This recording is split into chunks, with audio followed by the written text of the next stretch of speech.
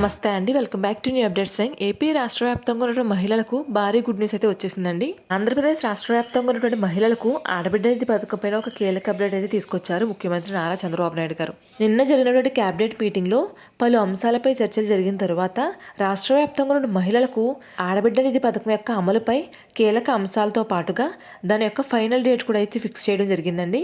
ఈ పథకం యొక్క అమలుపై చాలా రకాల డేట్లు అయితే ఇప్పటివరకు మనకు వినిపించడం అయితే జరిగిందండి. ముందుగా కూటమి ప్రభుత్వం ఏర్పడి సంవత్సరం పరిపాలన పూర్తి చేసుకున్న సందర్భంగా జూన్ 12వ తారీఖున ఈ పథకం అనేది అమలు చేస్తామని చెప్పడం అయితే జరిగిందండి. దాని తరువాత దసరా పండుగ కనుకగా ఆడబిడ్డ నిధి పథకాన్ని అయితే ప్రవేశపెడుతున్నామని చెప్పడం అయితే జరిగిందండి. ఈ విధంగా కొన్ని డేట్స్ అయితే అనౌన్స్ చేయడం జరిగింది కానీ ప్రభుత్వం ఈ పథకంపై ఫోకస్ అయితే పెట్టలేదండి. నిన్న జరిగినటువంటి కేబినెట్ మీటింగ్ అనంతరం మీడియాతో ముఖ్యమంత్రి నారా చంద్రబాబు నాయుడు గారు మాట్లాడుతూ ఎన్నికల మేనిఫెస్టోలో భాగంగా సూపర్ 6 పథకాలను అయితే రూపొందించామని, ఇప్పటి వరకు సూపర్ 6 పథకాలు ప్రతి పథకాన్ని కూడా చాలా ప్రతిష్టాత్మకంగా అమలు చేశామని, ఇక ఈ సూపర్ 6 పథకాల్లో మిగిలినటువంటి ఏకైక పథకం ఆడబిడ్డ నిధి పథకం.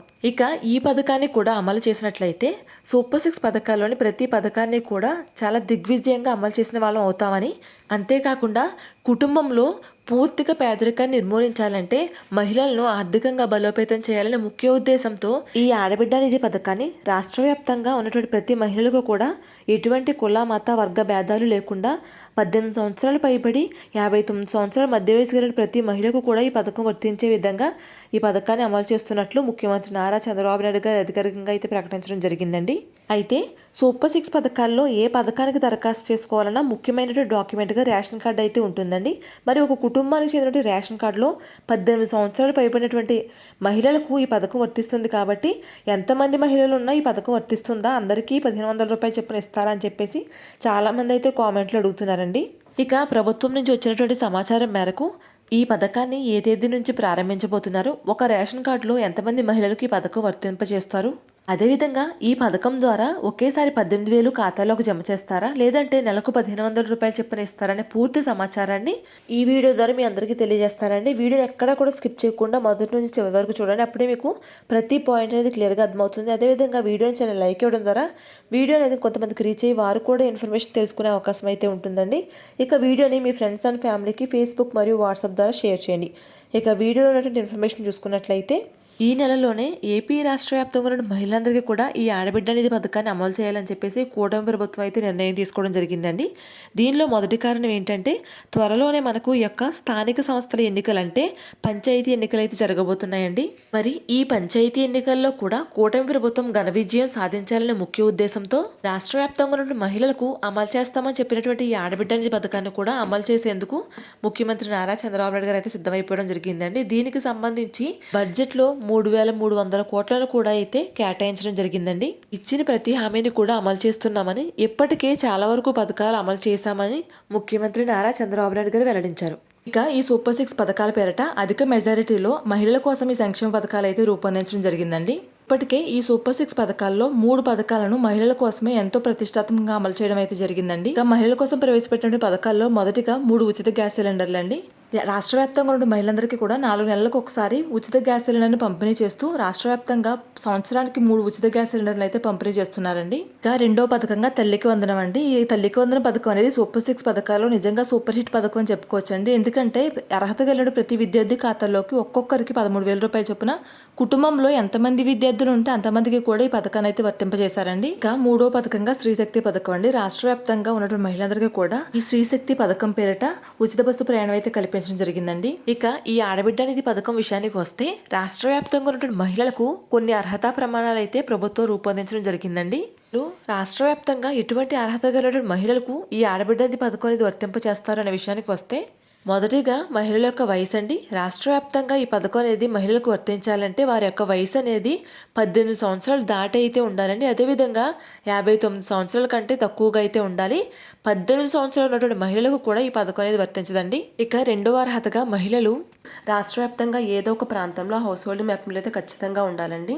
ఈ హౌస్ హోల్డింగ్ మ్యాపింగ్లో మీ యొక్క వివరాలన్నీ ఆధార్ కార్డు, రేషన్ కార్డు ఈ యొక్క వివరాలన్నీ కూడా సరైనవి ఉంటేనే మీ యొక్క డబ్బులు అనేవి మీ ఖాతాలోకి జమ అవడం జరుగుతుంది. ఇంకా మూడవదిగా మీ గత 12 నెలల యొక్క కరెంటు బిల్ అనేది 300 యూనిట్ల కంటే పెరిగి ఉండకూడదు. 300 యూనిట్లు దాటినట్లయితే ఈ పథకం అనేది మీకు వర్తించదు. అదేవిధంగా మీ కుటుంబంలో ఎవరైనా ప్రభుత్వ ఉద్యోగి ఉన్నట్లయితే ఈ పథకం అనేది మీకు వర్తించదు. మీ కుటుంబంలో ఎవరైనా ఇన్కమ్ ట్యాక్స్ పే చేసేవారు ఉన్నా, లేదంటే కారు ఉన్నా కూడా ఈ పథకం అనేది వర్తించదండి. ట్యాక్సీ కానీ ట్రాక్టర్ కానీ ఉన్నట్లయితే ప్రభుత్వం ఈ రెండింటికి మినహాయింపు అయితే ఇవ్వడం జరిగిందండి. కుటుంబంలో ఎవరికైనా ట్యాక్సీ కానీ ట్రాక్టర్ కానీ ఉన్నా కూడా ఈ పథకాన్ని మీరు అర్హులే అవుతారు. ఇక మీ పేరు మీద స్థిరాస్తులు, భూమి అనేది పట్టణ ప్రాంతాల్లో అయితే 1000 చదరపు అడుగుల కంటే తక్కువగాను, గ్రామీణ ప్రాంతాల్లో అయితే 1500 చదరపు అడుగుల కంటే తక్కువగా అయితే మీ పేరు మీద ఉండాలండి. అంతేకాకుండా ఖచ్చితంగా రేషన్ కార్డులో మీ పేరు అనేది నమోదై ఉండాలి. అదేవిధంగా మన ప్రభుత్వం ఇంకొక పాయింట్ ఏం చెప్తుందంటే, ఖచ్చితంగా ఎవరైతే ఈ పథకానికి దరఖాస్తు చేసుకోవాలనుకుంటున్నారో వారందరూ కూడా ఆంధ్రప్రదేశ్ నివాసి అయినట్టు ఆధార్ కార్డ్ ప్రూఫ్ అయితే ఖచ్చితంగా ఉండాలని చెప్తున్నారండి. రాష్ట్ర వ్యాప్తంగా ఉన్నటువంటి మహిళలందరూ కూడా తమ యొక్క బ్యాంకు ఖాతాకి తాజాగా అప్డేటెడ్గా ఈ యొక్క ఎన్పిసి లింక్ అనేది ఖచ్చితంగా చేయించుకుని ఉండాలండి. ఎందుకంటే గతంలో ఎన్పిసి లింక్ చేయించుకున్నప్పటికీ కూడా కొంతమందికి ఆ యొక్క లింక్ అనేది ఇన్యాక్టివ్ మోడ్లోకి వెళ్ళిపోవడం జరుగుతుందండి. దాని కారణంగా డబ్బులు రిలీజ్ అయినప్పటికీ కూడా, మీరు అర్హత కలిగినప్పటికీ కూడా డబ్బులు అనేవి మీ ఖాతాలో జమ కావు.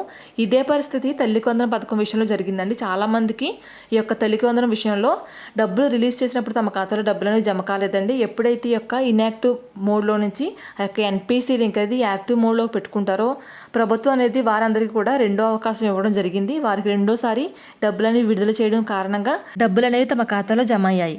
కాబట్టి మీ బ్యాంకు ఖాతాకి ఎన్పిసి లింక్ అనేది అయ్యిందో లేదో ఖచ్చితంగా చెక్ చేసుకోండి. ఇక ఎవరైతే ఈ ఎన్టీఆర్ భరోసా పెన్షన్ కాకుండా నెలకు 10,000 రూపాయల కంటే ఎక్కువ రిటైర్డ్ పెన్షన్ కానీ ఎటువంటి పెన్షన్లు పొందుతున్న వారు ఉంటారో వారందరూ కూడా ఈ యొక్క పథకానికి ఎలిజిబుల్ అండి. ఇవి ప్రభుత్వం తాజాగా విడుదల చేసినటువంటి అర్హతా ప్రమాణాలండి. ఈ అర్హతలు కలిగినటువంటి మహిళలకు మాత్రమే ఈ పథకాన్ని వర్తింపచేస్తారండి. ఇక రిమైనింగ్ వాళ్ళు దరఖాస్తు చేసుకున్నా కూడా ఎటువంటి ఉపయోగం ఉండదండి. ఈ పథకం అనేది మహిళల ఖాతాల్లోకి నెలకు 1,500 రూపాయలు చొప్పున ఇస్తారా, లేదంటే ఒకేసారి 18,000 రూపాయలు జమ చేస్తారా అని చెప్పేసి చాలామంది అయితే అడుగుతూ ఉన్నారండి. దీనికి ప్రభుత్వం అయితే స్పందించిందండి. మహిళలకు నెలకు 1,500 రూపాయలు చొప్పున మహిళల ఖాతాల్లోకి అయితే డీబీటీ రూపంలో జమ చేస్తున్నామని చెప్పేసి ప్రభుత్వం స్పష్టం చేసిందండి. అదేవిధంగా ఒక రేషన్ కార్డు పైన ఎంతమంది మహిళలకు ఈ పథకం వర్తింపచేస్తారు అనే విషయానికి వస్తే, ఒక కుటుంబంలో 18 సంవత్సరాలు పైబడి 59 సంవత్సరాల మధ్య వయసు గల మహిళలు ఎంతమంది ఉన్నప్పటికీ కూడా ఒక్కరికి మాత్రమే ఈ పథకం వర్తింపచేసే విధంగా ప్రభుత్వం అయితే ఈ పథకాన్ని అమలు చేయబోతున్నారండి.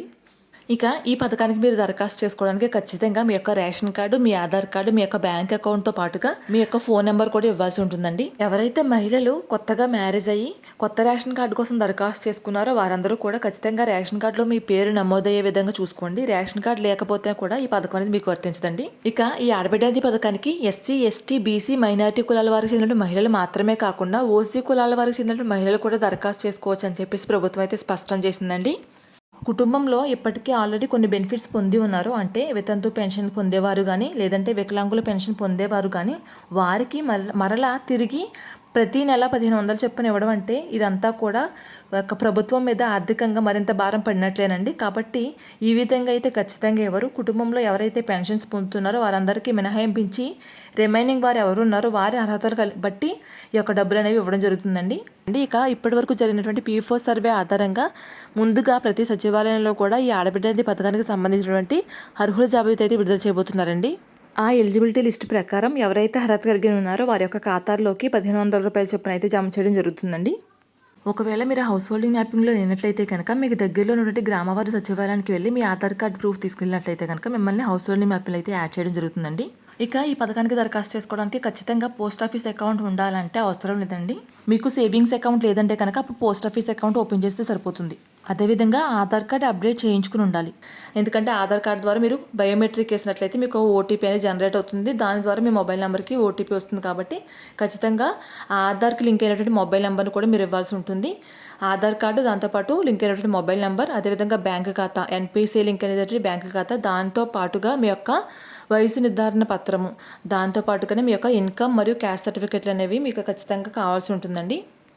ఈ విధంగా ప్రభుత్వం ప్రవేశపెడుతున్నటువంటి ప్రతి పథకానికి సంబంధించినటువంటి పూర్తి ఇన్ఫర్మేషన్ని ఎప్పటికప్పుడు మన ఛానల్ ద్వారా మీకు అందిస్తూ ఉంటాను. దానికోసం మన ఛానల్ని తప్పకుండా సబ్స్క్రైబ్ చేసుకోండి. వీడియోని అయితే ఖచ్చితంగా లైక్ చేయండి. 10 మందికి అయితే ఉపయోగం